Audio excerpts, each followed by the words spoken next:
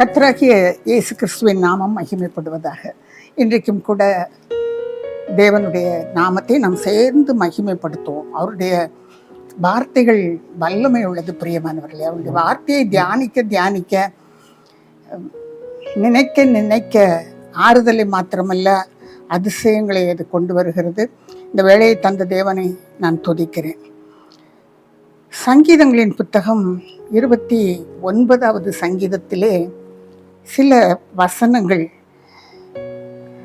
கர்த்தருடைய சத்தத்தை குறித்து நமக்கு தெளிவுபடுத்துகிறது.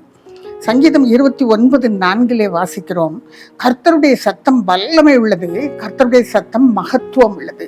அவருடைய சத்தம் வல்லமை உள்ளது, அவருடைய சத்தம் மகத்துவம் உள்ளது. அது மகிமை உள்ள சத்தம், அது வல்லமையோடு வெளியே வருகிறது. அந்த 29:5 நாம் வாசிக்கிறோம், அவருடைய சத்தம் கேதுரு மரங்களை முறிக்குமா, வனாந்தரம் அதிரும், கேதுரு மரங்களை முறித்து விடும் என்று எழுதப்பட்டிருக்கிறது. 7வது வசனத்திலே வாசிக்கிறோம், கர்த்தருடைய சத்தம் அக்கினி ஜுவாலைகளை பிளந்து விடும் என்று சொல்லி. 8வது வசனம் சொல்லுகிறது, அது வனாந்தரத்தையே அதர பண்ணும் என்று சொல்லி. பெண்மான்கள் ஈன்றுவிடும். அவ்வளவு வல்லமையுள்ள சத்தமாக அது இறங்குகிறது. அது இறங்கும் பொழுது இன்னென்ன காரியங்களை போய் நீ அடித்து விடு என்று சொல்லும் பொழுது அந்த காரியங்களை அது அடித்து விட்டு திரும்பும் என்று வேதம் சொல்கிறது. அனுப்பப்பட்டவை ஒன்றும் அது அனுப்பப்பட்ட காரியத்தை செய்யாமல் திரும்புவதில்லை என்று வேதத்திலே நாம் வாசிக்கிறோம். பிரியமானவர்களே, அவருடைய கரத்திலிருந்து மின்னல் புறப்படுகிறது, அவர் வாயிலிருந்து அக்கினி புறப்படுகிறது, நாசியிலிருந்து அவருடைய சுவாசம் அக்கினியை போல வெளியே வருகிறது. அவருடைய சத்தம் அவ்வளவு வல்லமை உள்ளது. அந்த சத்தம் எல்லாவற்றையும் பிளந்து விடும் என்று சொல்லி வேதத்திலே நாம் வாசிக்கிறோம். 89வது சங்கீதம் 15வது வசனம் சொல்லுகிறது, அவருடைய சத்தம் வெளிப்படும் பொழுது அந்த கம்பீரமான சத்தம் என்ன செய்கிறது என்பதை நாம் அந்த வசனத்திலே நாம் வாசிக்கிறோம். முதலாக இஸ்ரவேல் ஜனங்களுக்கு அவர் தம்மை வெளிப்படுத்துகிறார், அவர்களோடு பேசுகிறார். எகிப்து தேசத்தின் அடிமைத்தனத்திலிருந்து அவர்களை வெளியே கொண்டு வந்த தேவன் அவர்களோடு பேசும் பொழுது என்ன நடக்கிறதாம், அவருடைய முகத்தின் வெளிச்சத்திலே அவர்கள் நடப்பார்களாம். அந்த கம்பீர சத்தத்தை 89:15வது சங்கீதத்திலே நாம் வாசிக்கிறோம், கம்பீர சத்தத்தை அறியும் ஜனங்கள் பாக்கியம் உள்ளவர்கள். அந்த கம்பீர சத்தத்தை புரிந்து கொள்கிறவர்கள் பாக்கியம் உள்ளவர்கள். அந்த சத்தத்தை அறியும் பொழுது கர்த்தாவே அவர்கள் உமது முகத்தின் வெளிச்சத்திலே நடப்பார்கள். தேவனுடைய சத்தத்தை மாத்திரம் புரிந்து கொள்ள நாம் பழகிவிட்டால், அறிந்து கொள்ள நாம் பழகிவிட்டால் தேவனுடைய வெளிச்சத்திலே நாம் நடக்க ஆரம்பிக்கிறோம். அந்த ரட்சிப்பு நமக்கு உண்டாகிறது. அப்படித்தான் எகிப்து தேசத்திலிருந்து இஸ்ரவேல் ஜனத்தை அவர் கொண்டு வந்த பொழுது அன்றைக்கு உபாகமம் 4வது அதிகாரத்திலே நாம் 33வது வசனத்திலே வாசிக்கிறோம், அக்கினியின் நடுவிலிருந்து பேசுகிற தேவனுடைய சத்தத்தை நீ கேட்டது போல யாதொரு ஜனமாவது கேட்டதும் உயிரோடு இருந்ததும் உண்டோ என்று மோசே கேட்கிறார். அவருடைய சத்தத்தை கேட்டது போல, நீ கேட்டது போல, இஸ்ரவேல் ஜனமே நீ கேட்டது போல யாராவது கேட்டதுண்டா? அவர் வானத்திலிருந்து உன்னை உபதேசிக்கும்படியாய் தம்முடைய சத்தத்தை இறக்கினார் என்று அடுத்த வரியிலே அவர் சொல்லுகிறார். வானத்திலிருந்து உங்களை உபதேசிக்கும்படியாய் இந்த சத்தம் இறங்கிற்று, பெரிய அக்கினியை இந்த பூமியில இறங்க பண்ணினார் என்று சொல்லி அவருடைய வார்த்தை இறங்கும் பொழுதே ரட்சிப்பு வருகிறது. பிரியமானவர்களே, இயேசு சுவாமி தெருவிலே நடந்து வந்து கொண்டு இருக்கிறார். எப்படிப்பட்டவரோ என்று பார்க்க சகை எங்கே ஏறி உட்கார்ந்திருந்தானா, மரத்தின் மேலே ஏறி உட்கார்ந்திருந்தானா. அந்த சகைவை பார்த்து, சகைவே நீ இறங்கி வா என்று சொன்னார். அந்த ஒரே வார்த்தை அவனுக்குள்ளே ரட்சிப்பை கொண்டு வந்தது. அந்த வினாடியிலே சகை ரட்சிக்கப்பட ஆரம்பித்தான். அவன் வந்து வீட்டுக்குள் நுழையும் முன்பாகவே அவனுடைய ரட்சிப்பு பூரணப்படுகிறது. அவன் சொல்றான், யார்கிட்ட வாங்கி இருக்கிறதெல்லாம் நாளத்தினாய் நான் திரும்ப கொடுத்து விடுகிறேன், எல்லாத்தையும் திரும்ப கொடுத்துக்கிறேன் ஆண்டவரேன்னு சொல்லி ஆண்டவர் சொல்லுறாரு. இன்றைக்கு இந்த வீட்டுக்கு ரட்சிப்பு வந்தது என்று சொல்லி எப்பொழுது அவருடைய சத்தம் கேட்க ஆரம்பிக்கிறதோ அந்த வினாடியிலே ரட்சிப்பு ஆரம்பிக்கிறது. எப்பொழுது தேவனுடைய வார்த்தையை நாம் கேட்க ஆரம்பிக்கிறோமோ, எப்பொழுது தேவனுடைய வார்த்தையை வாசிக்க ஆரம்பிக்கிறோமோ அது சத்தமாக இருதயத்திலே தொனிக்க ஆரம்பிக்கிறது. யார் மூலமாகவாது வார்த்தை சொல்லப்படுகிறது, ஒரு பாடலின் மூலமாக வார்த்தை கடந்து வருகிறது. அந்த சத்தம் எப்பொழுது தொனிக்க ஆரம்பிக்கிறதோ அங்கு ரட்சிப்பு உண்டாகிறது. பிரியமானவர்களே, அங்கு அதிசயம் நடக்க ஆரம்பிக்கிறது. ஒரு திமிர்வாத காரணி நடுவில் இறக்குனாங்க, உள்ள கொண்டு போக முடியல, வீட்டு கூரையை பிடிச்சு உள்ள நடுவில் இறக்குனாங்க. தேவனுடைய சத்தம் கிளம்பிட்டு தேவன் சொன்னார், படுக்கையை எடுத்துக்கொண்டு நடா என்று சொல்லி அந்த வினாடியிலே அவன் சொஸ்தமானான். அவருடைய வாயிலே எப்பொழுது வார்த்தை புறப்பட்டதோ அந்த நிமிடத்திலே அவன் சொஸ்தமாகிறான். உடனே உண்டாகிறது, இனி பாவம் செய்யாதே போ என்று சொன்னார். சொஸ்தமாக்கிறது மாத்திரம் அல்ல, அந்த பெரிதான காரியம், அவருடைய வாயிலிருந்து வந்த சத்தம், அவர் சொல்கிற காரியம், இனி பாவம் செய்யாதே நீ போ என்று சொல்கிறார். அப்படித்தான் ஒரு விபச்சாரத்திலே கையும் களவுமாய் பிடித்த ஸ்திரியை அவருக்கு முன்னாக கொண்டு வந்து விடுகிறார். அவர் அப்பொழுது யார் உங்களில் பாவம் செய்யாமல் இருக்கிறானோ அவன் இவன் மேல முதல்ல கல்ல எறியட்டுமேன்னு சொன்னோடனே எல்லாரும் போயிட்டாங்க. இப்பொழுது அந்த ஸ்திரியை பார்த்து, நானும் உன்னை ஆக்கணைக்குள்ளாக தீர்ப்பதில்லை, நீ போகலாம், இனி பாவம் செய்யாதே என்று சொன்னார். பிரியமான தேவனுடைய பிள்ளையே, அவருடைய வார்த்தை எதற்காக வெளிவருகிறது என்றால் நமக்கு உபதேசிக்கும்படியாய், அவருடைய சத்தம் நமக்கு பாவத்தை கழுவும்படியாய், நம்மை பாவத்திலிருந்து ரட்சிக்கும்படியாய், நம்மை விடுவிக்கும்படியாய் அவருடைய சத்தம் கடந்து வருகிறது. பிரியமானவர்களே, ஹல்லேலூயா. நன்றியோடு ஆண்டவரை ஸ்தோத்தரிப்போம். ஆண்டவருடைய அந்த சத்தம், மெல்லிய சத்தத்தை மாத்திரம் நாம் புரிந்து கொள்ள, கேட்க, அதை பழகி கொண்டோமானால் தேவனுடைய சத்தம் பெரிதான ரட்சிப்பை நம்முடைய குடும்பத்திற்குள்ளாய் கொண்டு வரும். அவருடைய பாதத்தில் இந்த சத்தத்திற்காக நாம் காத்திருக்கும் பொழுது அவர் மெல்லிய சத்தத்திலே நம்மோடு பேசுகிறார். நம்முடைய குடும்பத்திற்குள்ளாய் அவருடைய சத்தம் கடந்து வருமானால், நம்முடைய வீட்டிற்குள்ளாய் அவருடைய சத்தம் கடந்து வருமானால் அது ரட்சிப்பையும் ஆசீர்வாதத்தையும் கொண்டு வருகிறது. பிரியமானவர்களே, அது மாத்திரமல்ல, தாவீது யுத்தத்திலே ஜெயித்து விட்டு பாடுகிறான். 2 சாமுவேல் 22வது அதிகாரத்திலே 14வது வசனத்திலே அவன் சொல்லுகிறான், உன்னதமானவர் வானங்களிலே குமுறினார்.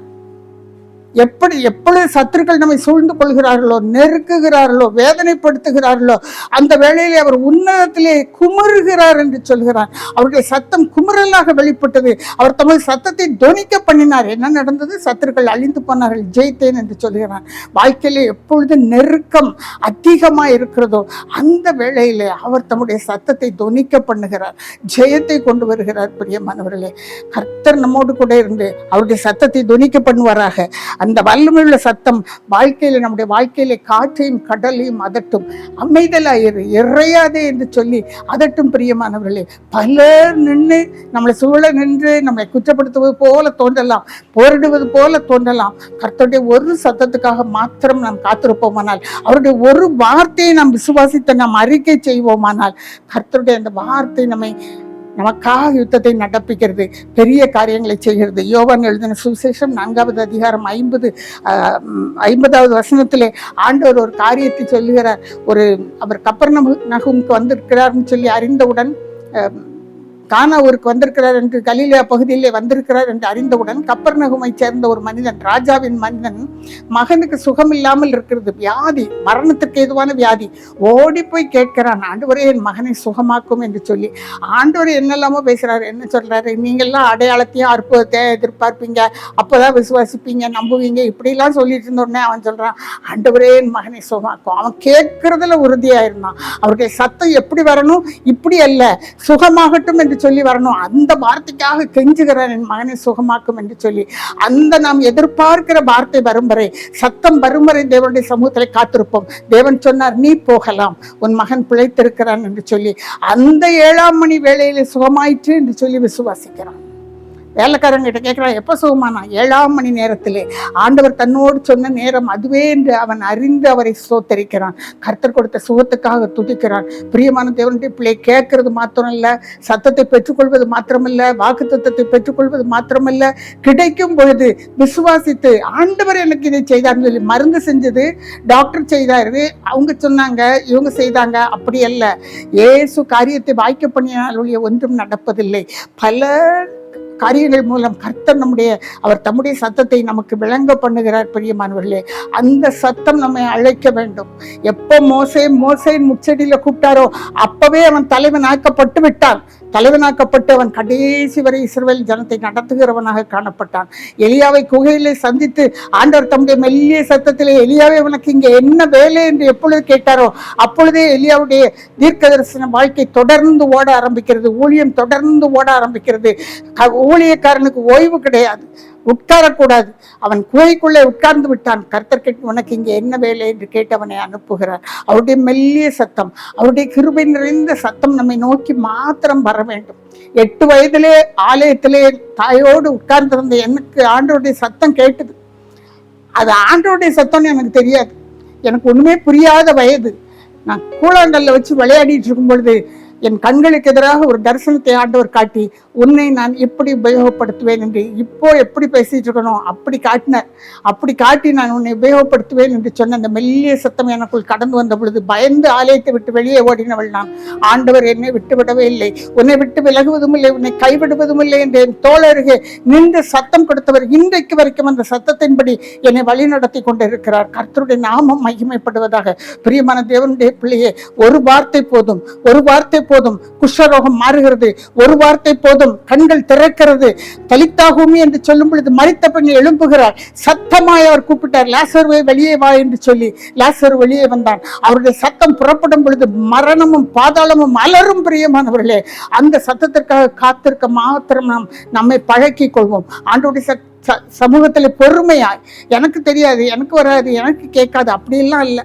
ஆண்டோடைய சமூகத்துல பொறுமையாய் நம்மை ஒப்பு கொடுத்து, ஆண்டவரே என்னை ரட்சியும், ஆண்டவரே என்று சொல்லும் பொழுது அவருடைய மெல்லிய சத்தம் நமக்கு பெரிய காரியங்களை செய்ய ஆரம்பிக்கிறது, தைரியத்தை கொடுக்கிறது, சமாதானமாய் நம்மை நடத்த ஆரம்பிக்கிறது. அவரை குறித்தும் ஆண்டவர் சத்தமாய் வானத்திலிருந்து சொன்னார், இவரே என்னுடைய நேசகுமாரன், இவரில் பிரியமாய் இருக்கிறேன் என்று சொல்லி. ஏன் தெரியுமா? அவருக்கு கீழ்ப்படிந்து, தேவனுக்கு கீழ்ப்படிந்து, அவருக்கு பிரியமானதை செய்யும்படி, புஸ்தக சொல்லில் எழுதியிருக்கிறபடி செய்யும்படி அவர் கடந்து வந்தபடினாலே தேவனுடைய சத்தம் அங்கே உண்டாகிறது. நாமும் தேவ சத்தம் செய்யும் பொழுது தேவனுடைய சத்தம் கட்டாயம் உண்டாகும். தேவனுக்கு கீழ்ப்படிந்து, ஆண்டவரே எனக்கு இது புரியல, எனக்கு பிடிக்கல, ஆனாலும் செய்கிறேன் என்று சொல்லும் பொழுது தேவ சத்தம் கடந்து வர ஆரம்பிக்கிறது. அவர் நெருக்கப்பட்டும் ஒடுக்கப்பட்டும் இருந்தார். ஏசாயா தீர்க்கதரிசியின் புத்தகம் 53வது அதிகாரம் 7வது வசனத்திலே வாசிக்கிறோம். அவர் நெருக்கப்பட்டும் நொறுக்கப்பட்டும் ஒடுக்கப்பட்டும் இருந்தார். ஆனால் அவர் வாயை திறக்கவில்லை, அவர் சத்தமிடவில்லை. வீதியிலே அவர் சத்தத்தை தொனிக்க பண்ண மாட்டார். அவர் அடிக்கப்படும் பொழுது கொண்டு போகப்படுகிற ஆட்டை போல கொண்டு போகப்பட்டார். அப்பொழுது அவர் சத்தம் போடல.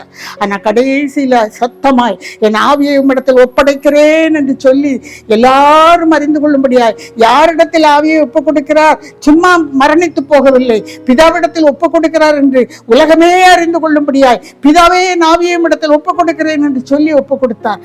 தேவனை நோக்கி பார்க்கும் பொழுது, பிதாவை நோக்கி பார்க்கும் பொழுது, குமாரனுடைய நாமத்தை சொல்லி பார்க்கும் பொழுது தேவன் நமக்கு ஜெயம் கொடுக்கிறவர பூமியை அதிர பண்ணினார். பிரியமானவர்களே, அப்படி நமக்காக அவர் அதிர பண்ணுவார், காரியங்களை நடத்தி தருவார். நாம் ஆண்டவரிடத்தில் ஒப்பு கொடுத்து அந்த தேவ சத்தத்தை கேட்க காத்திருப்போம், தேவ சத்தத்திற்கு கீழ்ப்படிய காத்திருப்போம். கர்த்தர் கட்டாயமாய் நமக்காக பெரிய காரியங்களை செய்வார்.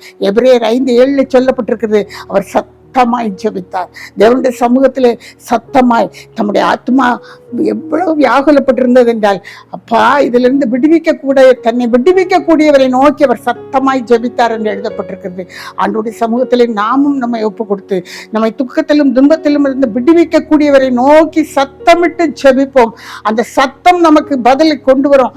அந்த சத்தத்திற்கு நாம் கீழ்ப்படிய நம்மை ஒப்பு கொடுத்து ஆண்டவருடைய சமூகத்தில் காத்திருப்போமானால் கட்டாயமாய் கர்த்தர் நம்மை விடுவிப்பார். கர்த்தருடைய சமூகத்தை நோக்கி பார்த்து, அந்த கல்வாரியின் சிலுவையை நோக்கி பார்த்து ஒரு வினாடி நாம் ஜெபிப்போம். ஹல்லேலூயா. நன்றியோடு நாங்கள் தம்மை ஸ்தோத்தரிக்கிறோம் அப்பா, நன்றியோடு நாங்கள் தம்மை துதிக்கிறோம் ஆண்டவரே.